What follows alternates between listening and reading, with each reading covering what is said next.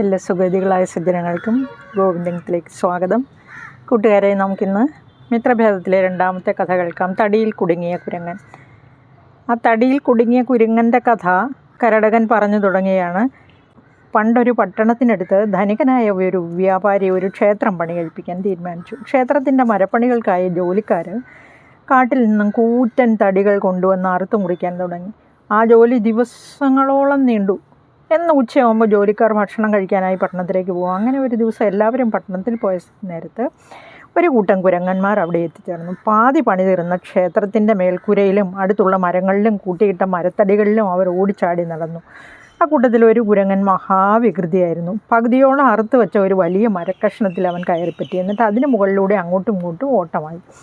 അപ്പോഴാണ് അവനത് ശ്രദ്ധിച്ചത്. ആ അറുത്ത് പിളർത്തി വെച്ച തടിയുടെ നടുവിൽ ഒരു കൊച്ചു മരക്കഷ്ണം വെച്ചു. ആ തടികൾ കൂടി ചേരാതിരിക്കാൻ വേണ്ടി വെച്ച ആപ്പാണതെന്ന് ആ കുരങ്ങന് മനസ്സിലായില്ല. ആ വികൃതി ആലോചിച്ചു, ഇതെന്തിനാണ് ഈ കൊച്ചു മരക്കഷ്ണം ഇങ്ങനെ ഇടയിൽ വെച്ചിരിക്കുന്നത്? ഇതൊന്ന് ഊരിയെടുത്താലോ? എന്ത് സംഭവിക്കുമെന്ന് അറിയണമല്ലോ. പിന്നെ താമസിച്ചില്ല. ആ വികൃതി കുരങ്ങൻ ആ തടിക്കഷ്ണം ആഞ്ഞു വലിച്ചു. ടപ്പ്!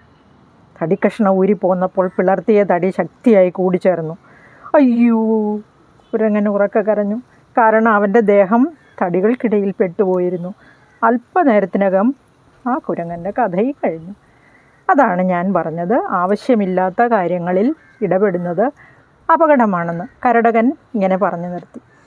മാത്രമല്ല, നമ്മൾ രാജാവിൻ്റെ സേവകന്മാരുമല്ല, മന്ത്രിമാരുടെ മക്കൾ മാത്രമല്ലേ നമ്മൾ രണ്ടുപേരും. പക്ഷെ രാജാവ് മാത്രമല്ല, സേവകരും ആകെ പരിഭ്രമിച്ചിരിക്കുകയാണ്. അവർക്കും രാജാവിനെ സഹായിക്കാൻ കഴിയുന്നില്ലല്ലോ.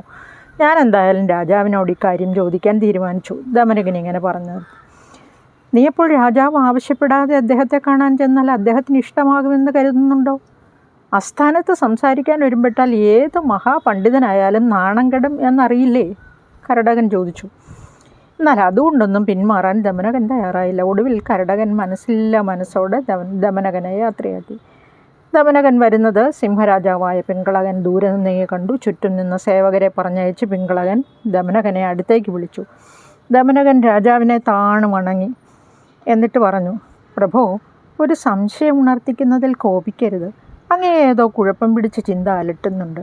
വെള്ളം കുടിക്കാൻ യമുനയുടെ കരയിലെത്തി അവിടുന്ന് എന്തുകൊണ്ടാണ് പരിഭ്രമത്തോടെ തിരിച്ചു പോകുന്നത്?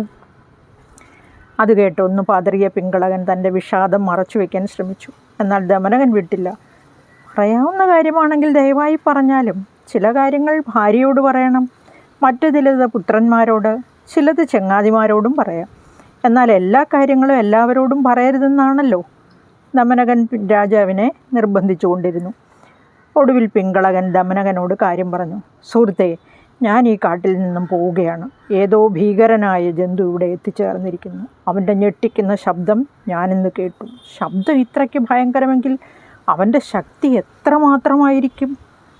ഇത്രയേ ഉള്ളോ? ദമനകൻ പുഞ്ചിരിച്ചു. കേവലം ഒരു ശബ്ദം കേട്ടാൽ പരിഭ്രമിക്കുന്നവനാണോ ഞങ്ങളുടെ മൃഗരാജനായ അങ്ങ്? ഒരു പക്ഷേ അത് വെറും ശബ്ദം മാത്രമായിരിക്കാം. ഇടിമുഴക്കം, ശംഖനാദം, ചെണ്ടകൊട്ട്, മണികുലുക്കം, ഇങ്ങനെ നിരുപദ്രവമായ എത്രയോ ശബ്ദങ്ങൾ ഈ ലോകത്തുണ്ട്. അതിലൊന്നായി കൂടി അവിടുന്ന് കേട്ടതും. ഇറച്ചിയെന്ന് കരുതി പൊള്ളയായ പെരുമ്പറയ്ക്കുള്ളിൽ കയറിയ കുറുക്കൻ്റെ കഥ അങ്ങ് കേട്ടിട്ടില്ലേ? അതെന്ത് കഥയാണ്? പിങ്കളകൻ ചോദിച്ചു. അപ്പോൾ ദമനകൻ ആ കഥ പറയാൻ തുടങ്ങി. അങ്ങനെ പൊള്ളയായ പെരുമ്പറയ്ക്കുള്ളിൽ കയറിയ കുറുക്കൻ്റെ കഥ നമുക്ക് നാളെ കേൾക്കാം. അങ്ങനെ പെരുമ്പറയ്ക്കുള്ളിൽ കയറിയ കുറുക്കൻ്റെ കഥയാണ് നാളെ നമ്മൾ കേൾക്കാൻ പോകുന്നത്. കൂട്ടുകാർക്ക് കഥ ഇഷ്ടമായെങ്കിൽ ലൈക്ക് ചെയ്യുക, ഷെയർ ചെയ്യുക, സബ്സ്ക്രൈബ് ചെയ്യാനും മടിക്കരുത്. എല്ലാവർക്കും നന്ദി, നമസ്കാരം. നമുക്ക് വീണ്ടും പെരുമ്പറയ്ക്കുള്ളിലെ ആ കുറുക്കനുമായിട്ട് നാളെ കാണാം.